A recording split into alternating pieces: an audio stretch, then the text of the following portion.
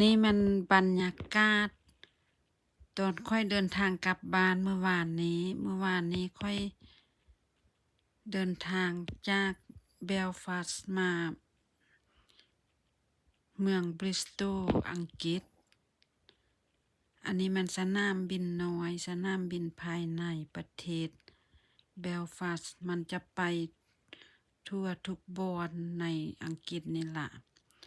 แต่ว่าเวลาบินค่อยหันมันแม่น6:45แต่ว่าสายการบินค่อยมันบินช้าหลายเมื่อวานนี่อันที่อยากเว้าให้ฟังก็คือ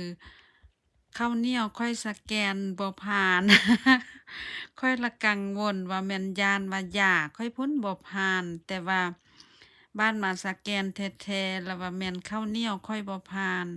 เขาเจ้ามาจกเบิงกำเห็นข้าวเหนียวเขาเจ้าละหัวควันว่าพอมันเห็นคร่าวๆในเนาะผ่านสแกนเนอร์หั่นน่ะมันบ่ผ่านซุเจ้าเอ้ย ผ่านแล้วก็นั่งท่าย่นบ่ขึ้นจากเทื่อกระจกข้าวเหนียวมากินเทื่อละท่งน้องสาวเอาข้าวเหนียวให้2ท่งเนี่ย แล้วก็ท่าเพราะว่ามันดีเลย์ตั้งว่า2ชั่วโมงปลายนั่งท่าจนเมื่อยจนว่า8:55จึงได้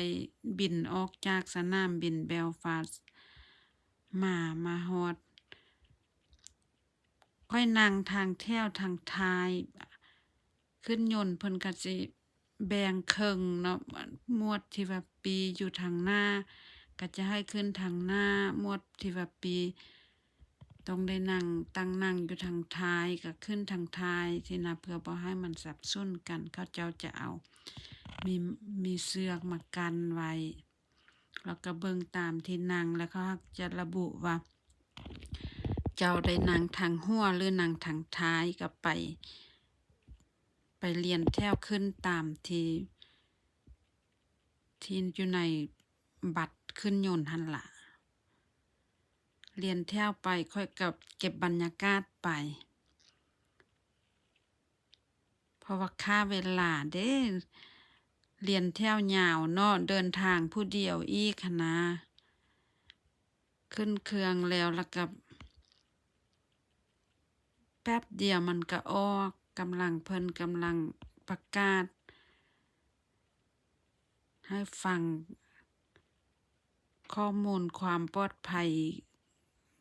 เกี่ยมสุกเสริญระหว่างเดินทางหั่นล่ะค่อยก็ถ่ายเอาวิว